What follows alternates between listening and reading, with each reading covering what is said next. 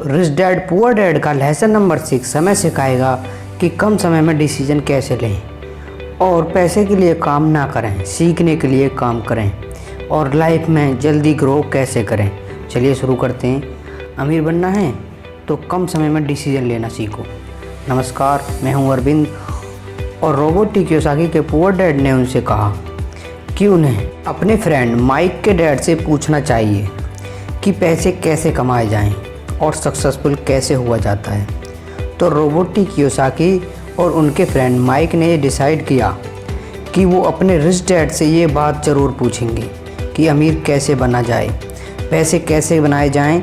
Robot T Kiyosaki ने अपने rich dad से पूछा कि क्या वो उन्हें पैसा बनाना सिखाएंगे। इस पर उसके रिच डैड ने एक शर्त रखी और शर्त ये थी कि वो बच्चे उनके साथ काम करते हुए सीखेंगे, ना कि क्लास में बैठकर लेक्चर सुनते हुए। उन्होंने कहा कि मेरे पास इतना वक्त नहीं है कि मैं तुम्हें क्लास में बैठा कर पढ़ाऊँ जिसका तुम कोई प्रैक्टिकल इस्तेमाल ना कर सको। इस बात को सुनकर रोबोट टी कियोसाकी और माइक सुनकर कंफ्यूज हो गए। वो समझ नहीं पा रहे थे कि उन्हें हाँ कहना चाहिए कि नहीं। उन बच्चों की कन्फ्यूज़न देखकर उनके डैड ने उनसे कहा, अगर ज़िंदगी में सक्सेस पाना चाहते हो, सफल होना चाहते हो तो कम समय लेकर डिसाइड करना सीखो, जल्द से जल्द डिसीजन लेना सीखो। उन्होंने जल्दबाजी करने को नहीं कहा। हाँ, जितने कम समय में जितने सही निर्णय लेने की कला जिसको आती है वो ज़िंदगी में हमेशा आगे जाता है। यही अभी की सीख थी। और फिर बच्चों ने डिसाइड किया कि वो खेल छोड़कर सीखने का विकल्प चुनेंगे, काम करने का विकल्प चुनेंगे, ताकि उन्हें समझ में आ सके कि पैसे कैसे कमाए जाते हैं। बस फिर क्या, बच्चे अगले ही दिन अपने रिच डैड के पास पहुंच गए। उनके रिच डैड ने एक शॉप पर सफाई का काम दिया। क्योंकि उस वक्त एसी और अदर चीज़ चलन में नहीं थी तो दरवाजे मोस्टली खुले ही रहते थे, जिनकी वजह से सामान पर धूल जमी रहती थी और इस काम के उन्हें 30 सेंट मिलते थे। इस तरह से उन्हें बिल्कुल भी पैसे नहीं बचते थे।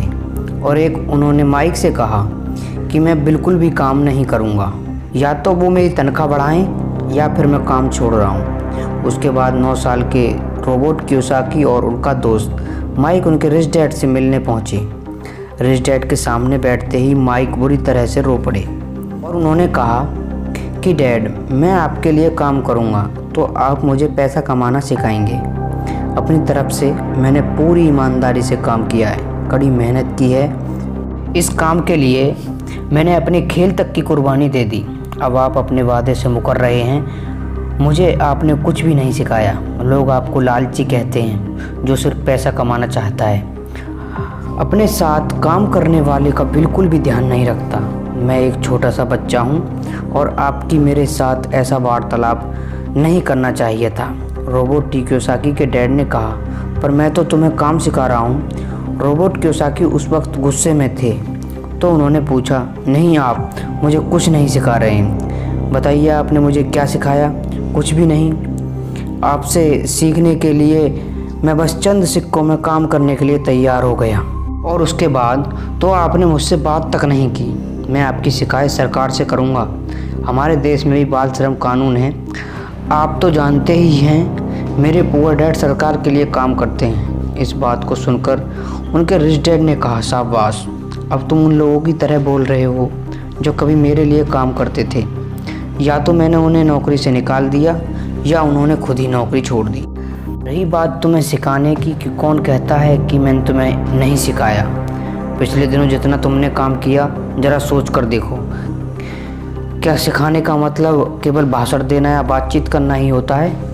इस तरह से तो तुम्हें स्कूल में सिखाया जाता है, पर ज़िंदगी में तुम्हें कोई भाषण देकर या बातचीत करके नहीं सिखाएगा। तुम्हें उस दौर से गुजरना पड़ेगा, कठिनाइयों से जूझना पड़ेगा, अपना रास्ता खुद ढूंढना पड़ेगा और फिर ज़िंदगी तुम्हें सबक सिखाएगी और ज़िंदगी तुम्हें और बेहतर इंसान आएगी।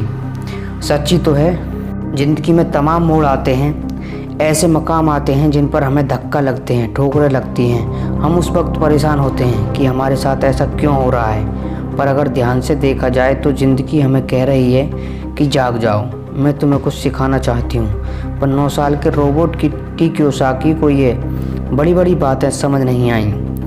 तब उनके रिच डैड ने एक बार फिर से कहना शुरू किया, अगर ज़िंदगी तुम्हें कुछ सबक सिखाए तो तुम्हें उससे सीखना चाहिए, क्योंकि अगर तुम उससे वो सबक नहीं सीखते तो तुम्हारी ये ज़िंदगी लगातार पूरी ज़िंदगी तुम्हें धक्का देती रहेगी। अपनी जॉब में रहते हुए अगर उसकी मुसीबतों से सबक लोगे तो तुम एक अमीर, सुखी और समझदार इंसान बन सकते हो।